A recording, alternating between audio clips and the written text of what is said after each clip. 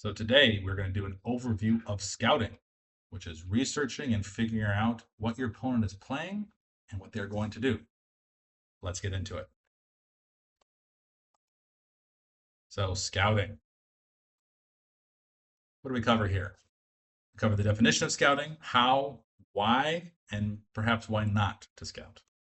Examples of benefiting from scouting, both with and without locked decks, how to minimize scouting against you, examples of scouting backfiring, and historical ways to mitigate scouting that tournaments used, as well as a discussion on if scouting is cheating or not, and examples of scouting being used in other games, and a summary. Scouting is gathering details about a potential opponent's deck, playing style, and gameplay tendencies for future games. Usually, it's a competitive advantage to utilize this information. This strategy is present against nearly all competitive games. It's fully legal, and there are several methods to try to mitigate the impact of scouting, and it can also backfire on you if you use it, potentially. It'll always be present in competitive games to some degree, and trying to completely remove it is probably unhealthy and probably unhealthy for community growth. How to scout? Well, if you play against a player, there's a decent chance they'll reuse the same basic deck, cards, and strategy in a future game. You will learn something from this interaction. You can watch someone play against another player. You can take notes.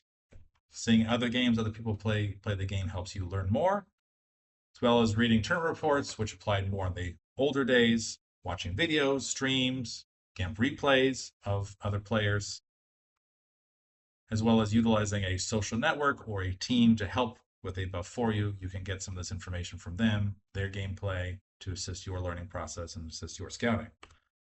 Now, why would you scout?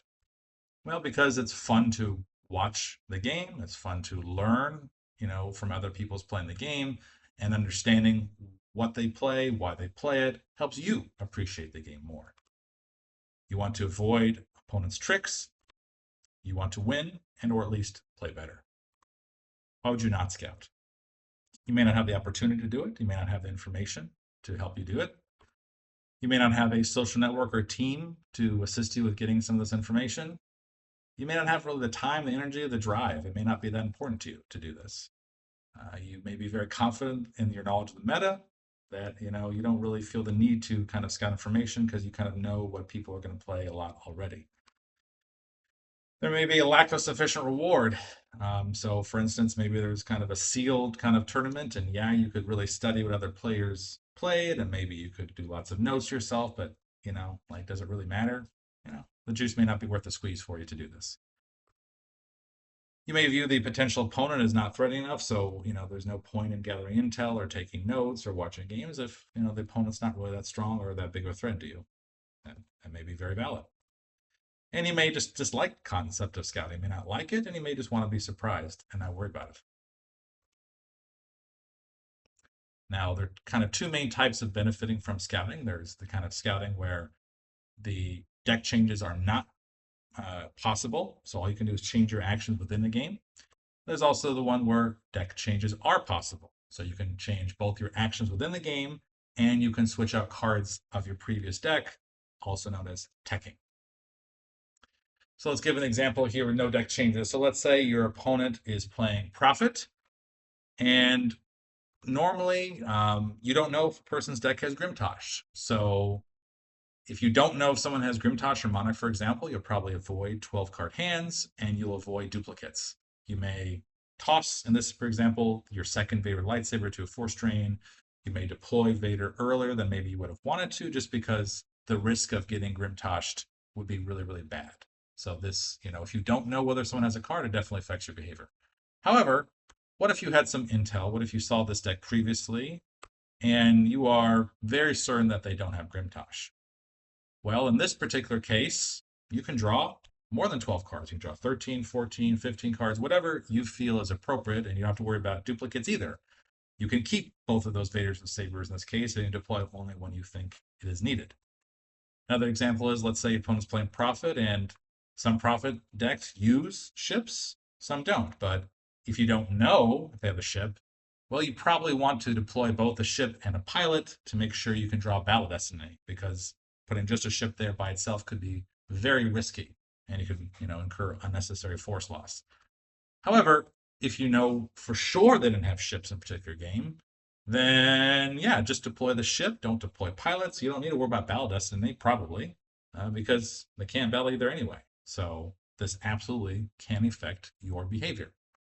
Let's give another example. Let's say your opponent's playing Core the Vile Gangster. You played a while, and maybe they lost to Zuckuss and Mist Hunter early in the game. It's deep down the deck. There's no chance they can get to it.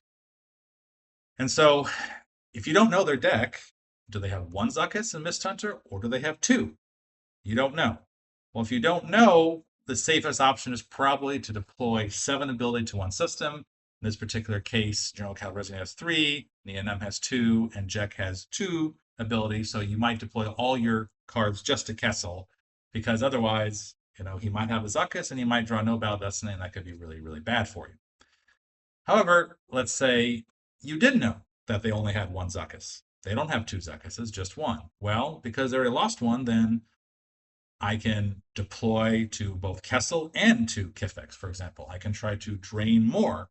I don't have to worry about, Zuckuss making it so I cannot have battle destiny with 7 ability. So it absolutely can affect behavior within a game if you know what they have or not, even with locked decks. Now, if there are deck changes allowed, then you can do other things. Let's say your opponent's playing Hidden Base. Well, you could swap out one card and try to put Security Precautions, which makes them lose more force once you find Hidden Base. It's a very punishing counter card. Let's say you know that your opponent, or have a very high degree of confidence your opponent's going to play Set Your Course for Alderaan with Brangus. Well, one tactic you could do is you could add more grabbers, because the traditional Brangus deck loves 50 million interrupts, and you could add more Brangus, grabbers for Brangus and the cards associated. You got to aim high, because that deck loves to, retrieve a lot of force. And so that could make it more difficult for them. Let's say your opponent's playing There Is Good in Him, and There Is Good in Him usually has a lot of, cards on the ground to try to overwhelm you. Well, what could you do? Well, if you were playing Bring Before Me, you could switch to maybe kind of Kashyyyk start deck, start with having lots more undercovers, and really, kind of try to stop Luke in his tracks, and a lot of the ground shenanigans that deck type tends to want to do. Let's say your opponent's playing ISB. Well, ISB starts the Coruscant location, usually with 2 force icons that are red. But if you were going to play Rebel Scout Team, maybe if you knew that, maybe you want to play Throne Room Mains. Maybe you like to play a Revolution version of that deck, because ISB is usually very vulnerable to Revolution, and you can force choke them relatively quickly, depending.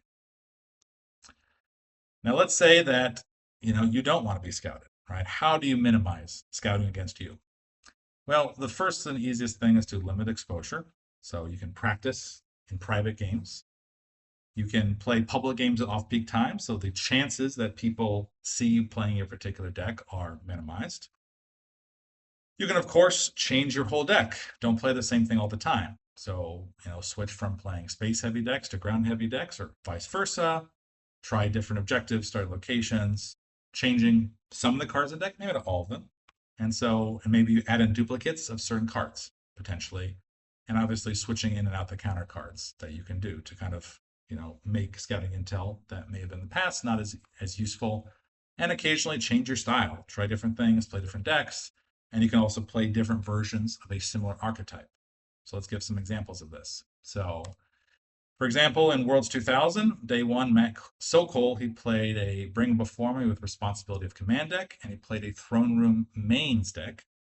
On day 2, where you could switch your decks, he switched to, for the top 12, he switched to an ISB Sandworld deck, which his opponents were not expecting. And he also switched to a Hidden Base Numbers X-Wing deck, which I don't think his opponents were expecting either. And so this, being able to switch was a factor in him winning the World Championships in 2000.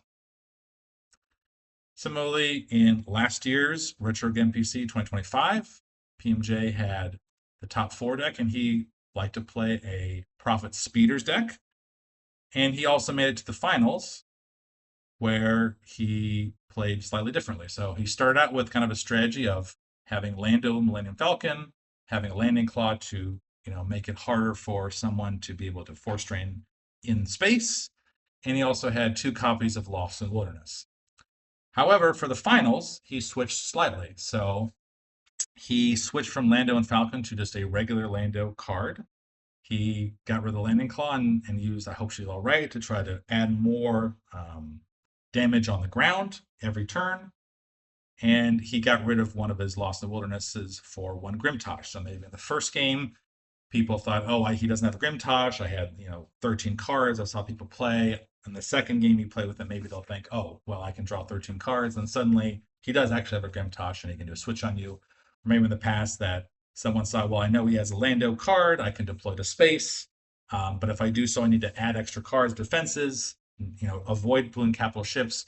Or in the second game, he's like, I'm not going to even deploy this card at all. I have a different Lando. So he's mitigating some of the people benefits of scouting from his previous top 4 game. Another example is with Hunt Down. So Hunt Down allows you to start with Epic Duel or not. Now, one of the issues with Epic Duel is that it's card intensive. So you generally want to have at least 2 circles now completes to get rid of Obi-Wan and cause a lot of force loss. You probably want at least 2 Vader's Obsession to convert Luke or make them lose a lot of force. You want 1 or probably 2 focus attacks to better guarantee that you will win this epic duel. Now, the problem is that the opponent could play Luke Obi-Wan, but it's risky, right? So if they might have these cards, but if they deploy these cards, they see how epic duel, then they're like, you know what, I don't even want to, they may not want to deploy, right? And so if they're a hidden base deck, for instance, or if they don't have to deploy them, they may just choose, I'm not going to even bother deploying at all. And so the problem is that if they don't deploy those cards, right, if they don't use Luke and Obi-Wan, then you can't really use these cards all that much. Yes, you might be able to put them back with Reactive Terminal or Janus. You might be able to track in different ways, but you've committed 6 cards, which if the opponent doesn't put down Luke or Obi-Wan, it doesn't help you a ton in of themselves. So what could you do? Well, the solution can be that you sometimes play a fake dueling deck, where you will have Epic Duel, but you won't use the dueling cards. So if you play Epic Duel, but not the dueling cards, suddenly you can use those 6 cards for other slots, and your opponent may still decide, or be cautious about deploying Luke or Obi-Wan because they see Epic Duel and they know you might have it. Similarly speaking, that Hunt Down starts with Visit to the Emperor. This causes both sides to take force loss. However, in Premier Death Star 2, the light side just usually starts with Insight Serves You Well, and they get rid of that card to get Honor the Jedi. And if they have Honor the Jedi out, it mitigates the force loss from Visage of the Emperor. And so you're taking force loss, they don't, and it's frustrating for the dark side player. And so lots of times people have asked me before, like, what do I do? People just lose insight. Well, the solution is that you should play Hunt Down Numbers version. What does that mean? Well, you start Hunt Down Destroy the Jedi, you have Vision of the Emperor as normal, and when your opponent uses Insight Serves You Well and they get rid of that card to play Honor the Jedi, you have 3,721 available to use, because normally Insight cancels 3,721, but if they get rid of this card, suddenly this card is usable. And so what can you do? Well, you can, let's say, deploy Palpatine, deploy Tech Moore, deploy Vader. In this particular case, you'd have a total destiny of characters of 13. You'd play your numbers card, and even if they had Honor the Jedi out, they would take, in this particular case, 11 force loss, 13 minus 2. And so this can be a very strong punishment towards players getting rid of Insight Serves You Well. And so sometimes playing numbers, sometimes switching it up, helps you in your regular gameplay. Like, let's say your regular play, you don't want to use numbers. It helps you make your regular strategy more successful, because they know in the back of their mind, this guy plays numbers sometimes. Now, like with all things, victory with scouting is not guaranteed. So you still have to win the game, despite whatever information you may have gotten. The intel you have may not be super useful. Most times, if you're scouting, you're not going to get a full deck list. You may get some information, but usually not all of it. And there's still some gaps in what you know that can still surprise you. So in our previous examples, we talked about, do we know they don't have space? Do we know they don't have Grimtosh or Monarch? In real life, you may just know a few cards of their deck based off of kind of scouting until you may have been able to gather, been given. And so, generally speaking, even if you did, gain significant insight, a lot of the good players, they tend to have few weaknesses to exploit, even if you know their deck, right? They play this deck many, many times. It's a robust deck. Just because you know what they're playing does not necessarily mean that you can automatically beat it. And some archetypes, generally speaking, have few weaknesses. And a lot of the good players play those types. It can backfire. And if you focus so much on countering people, you may neglect other strategic aspects of the game, and you can find yourself potentially losing hard after you've scouted someone and trying to modify your deck or gameplay. And so remember too that if you can change your deck, other people can change their deck too, and so this can also backfire.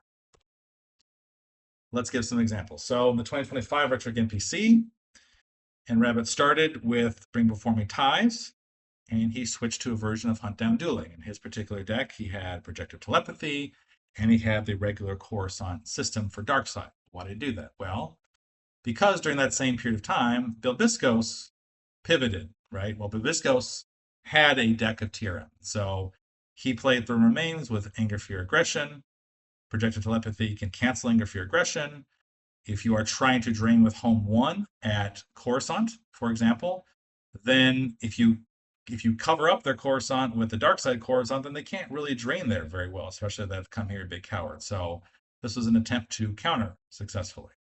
However, the issue is that just as NRabbit pivoted, so did Bilbiskos, and so Bilbiskos switched to a local Uprising Operatives deck, and Bilbiskos was able to secure the victory.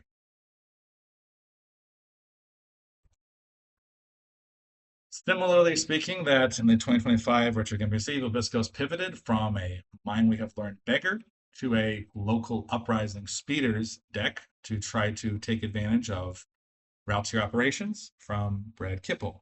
So we saw them play this earlier in the tournament. He thought that he was going to switch back from Hunt Down to Route to Your Operations. However, Brad Kipple did not continue playing Hunt Down. Sorry, he did continue to play Hunt Down. He did not pivot back to ROPS, and Brad Kipple countered, the deck that was supposed to be a counter to. And so this is a great example of where I overcompensated, trying to overtech against what I thought someone would do, and the deck lacked robustness. So and also, even though in test games some of these, were against Hunt Down as well, Brad's a smart player, and so he was able to, sniff out some of the shenanigans I was trying to do, and I lost, and so it was a good learning experience. Now, historically, tournaments have tried to mitigate the benefits of scouting, and so what are some of the ways they try to do this? Well, they do this by trying to lock deck lists, limit the ability to see other people's decks, limit note taking, and allowing decks to change on day 2. So let's kind of go into these. So you can see some of these rules from the 1998 World Championship, which they pretty much carried over into future years. So regarding locking deck lists, it's mandatory that you hand in a deck list by Saturday morning before gameplay begins. Otherwise, you risk forfeiting your place in the tournament. This also applies again on Sunday morning if you've progressed to the final 12. So if you switched out cards, that would be a violation kind of the rule about you have to have a locked deck, and you could forfeit your place in the tournament. They did try to limit your ability to see other people's decks. So they said after a game is completed and the game scores have been recorded, both players are required to turn their decks over to one of the judges. The decks will be relocated to a scoring table where they will stay until the next game. And they also said after completion of a game, players are not allowed to view other games in progress. Players must leave the designated playing area immediately after each game is scored. So not only do you have to give up your deck, they try to deny you opportunity to switch cards in and out. They try to, you have to leave it there. And then basically they try to make it so that when your game is done, you wouldn't stand around and watch other players' games. They wanted you to leave immediately, which makes sense. They limited note taking. This is what they said. This says no writing is allowed during play. The only exception to this rule will be in the case of a hearing impaired player. So Star Wars CCG, generally speaking, didn't want you to have tracking help. They wanted you to do it all in your head. They also didn't want you to take notes during the game and take them away. And they wanted to make it harder for you to remember what happened in the game and, make things like that. Additionally, they did try to make, change the next day too. So even if you did gain some information, some scouting intel, they gave people the opportunity to change the decks in day two. And in this way, potentially the information you gain won't be useful because if people change their decks, then the information you gain the previous day of the deck they used the day before would be less useful, obviously. So they said once Saturday round begins, they can adjust their decks. However, after the first day preliminary rounds, the final 12 players will be allowed to change their decks and make any kinds of changes for the semifinal rounds on Sunday. That's what they said. Now, these are all well and good, and these things make sense that they try to do. However, it's not that this was a perfect method to try to mitigate scouting. And probably the most optimal method to counter this? Well, the obvious answer is teams and friendships. So between the games, like once you leave for the game, you verbally talk to people, you talk to your friends about what you see. While you're playing a game, if you look left or right at the people facing, other games, you might give some info. You might gain some information even during your game, potentially speaking, as well as talking to other people with your games and your friends. You can kind of get a feeling for the next game you play with a potential player, what they're playing, and maybe how that would benefit you.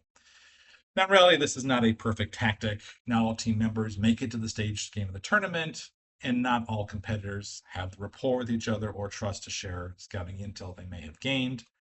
But nonetheless, this is a potent strategy that players did use back then and to this day. Now, important question that kind of usually gets brought up to this topic is scouting. Is it cheating? Well, let's be clear, no one likes to lose. And it does usually give an advantage to the players that do utilize scouting information in some way.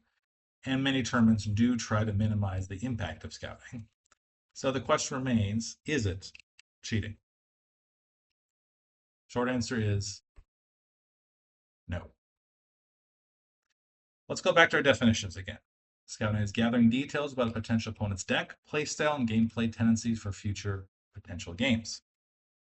You can also look at the Star Wars CCG Tournament Guide 2.2's definition from the Players Committee, where it literally says scouting is defined as intentionally gathering details about a deck that an opponent is playing outside of normal gameplay situations. And you can find the link there. Now, I think this is an okay definition. I think my first one's a little bit more accurate. It's not just what they play, it's also more things you can gain. Now, let's take the extreme view and argue that scouting is cheating. This would mean that playing against a player once and then a second time is cheating because one will be able to use the information from the first game to affect the second one. So if you play before a tournament, if you play locally with a player, whatever, it does affect your knowledge and you can use that in future games to your advantage. Reading a tournament report is cheating because one will be able to use that in future games against the players involved. So if you read a tournament report, players tend to have certain habits, they're likely to take some information from the previous games that you could use against them. Watching other players play Star Wars CCG is cheating because one might face those players in the future and be able to use that info against them.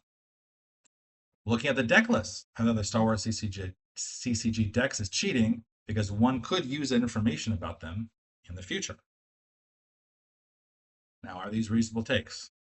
No, they're not. If scouting were cheating, then players couldn't play against the same player more than once. But people play each other all the time, casually and competitively. In fact, that's the point of the card game. In any game, you want to bring people together to have fun. If scouting were cheating, then the tournament reports would never have been tolerated, and people certainly would not include their names associated with them. And yet, at Deck Tech, people put their names all the time. They put what happened, who they faced, and if that were not tolerated, people would be banned. They would have to be anonymous, but people did. So it was absolutely cool and accepted.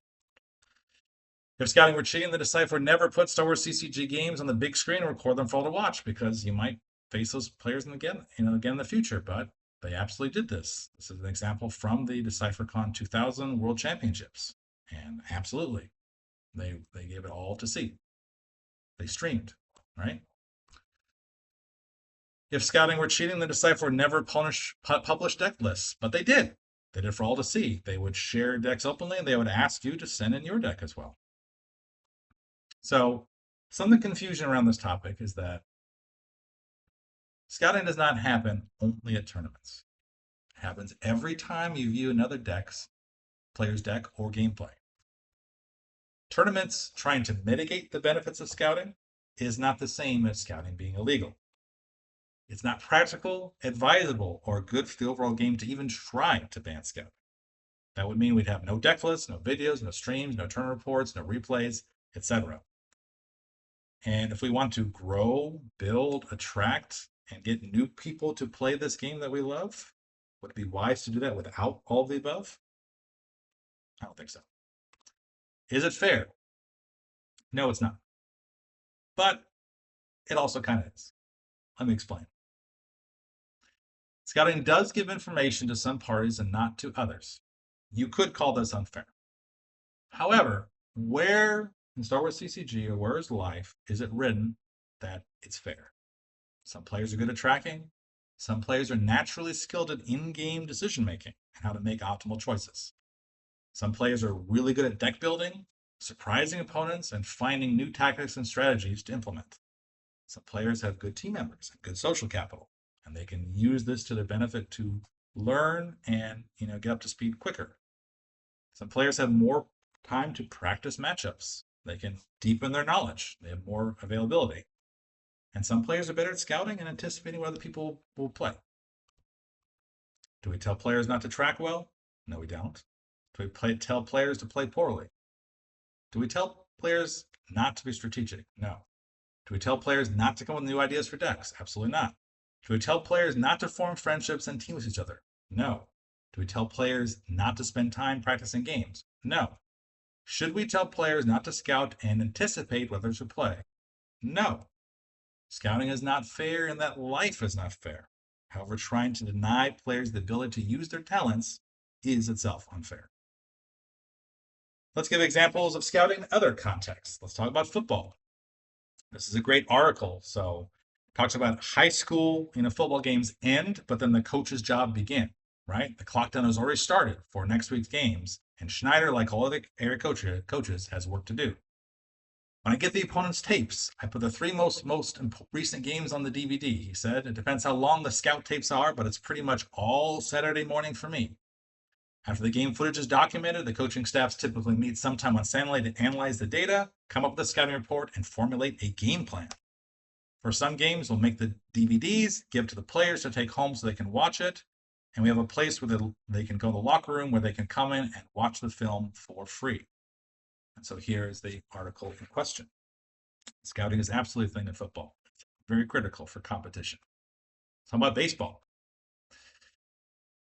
Let's talk about an article here. I've never met a coach that didn't want some advantage into competition. Dartfish has announced a major update to its baseball, softball coaching tool set.